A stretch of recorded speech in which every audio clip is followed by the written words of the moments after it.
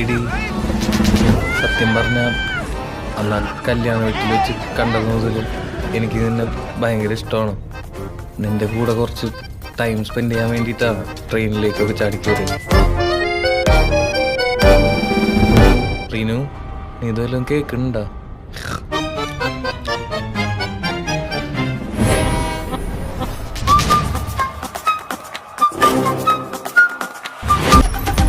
പ്രേമം മനുഷ്യന് അന്തം മാത്രമല്ല, പിന്നെ മണ്ടനും കൂടി ആക്കും.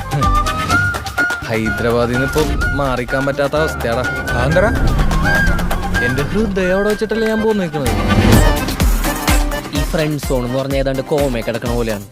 ജീവിച്ചിരിക്കണ്ടോന്ന് വെച്ചാൽ ജീവിച്ചിരിക്കണ്ട്, ചത്തോന്ന് വെച്ചാൽ ചത്തു.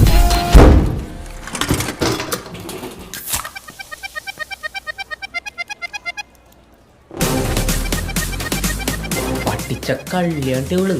ഡാടാടാ, നിന്റെ കാമുകിനെ പറ്റി ഞാൻ കുറച്ച് കുറ്റം പറയട്ടെ. എടാ ഒന്നും നടപടിയാവൂല. നിന്റെ നെറ്റിയിൽ എഴുതി വെച്ചിട്ടുണ്ടോ നിന്നെ കൊണ്ട് ഈ പരിപാടി നടക്കൂല. അങ്ങനെയാണെങ്കിൽ അത് മാരി ആദി. അയ്യോ ആദി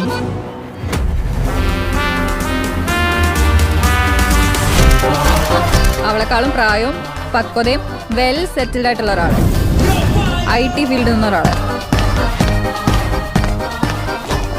നീ കുറെ പ്രോഗ്രസ് ഉണ്ടാക്കാൻ നോക്കി, അതിനൊക്കെ നിഷ്പ്രഭമാക്കിക്കൊണ്ട് അവൻ മുന്നേറിക്കൊണ്ടിരിക്കുകയാണ്. നിനക്ക് മറ്റേ ഡയലോഗും കൂടി പറയായിരുന്നില്ല ഒരു ഭംഗിക്ക്? എന്ത്? നിനക്ക് എന്നേക്കാൾ നല്ല പെണ്ണിനെ കിട്ടുമെന്ന്. ആ, അതിലെനിക്ക് സംശയമുണ്ട്. കാരണം എനിക്ക് എന്നെ പറ്റി നല്ല മതിപ്പുണ്ട്. നമ്മൾ ഇനി എന്ത് ചെയ്യും മല്ലയ്യ? ഇനി നടക്കപ്പോറത് യുദ്ധം.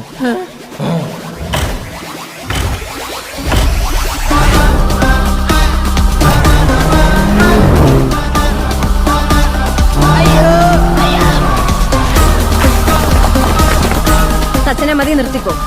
നീ വലിയൊരു ഹാർട്ട് ബ്രേക്കിലേക്കാണ് പോകുന്നത്.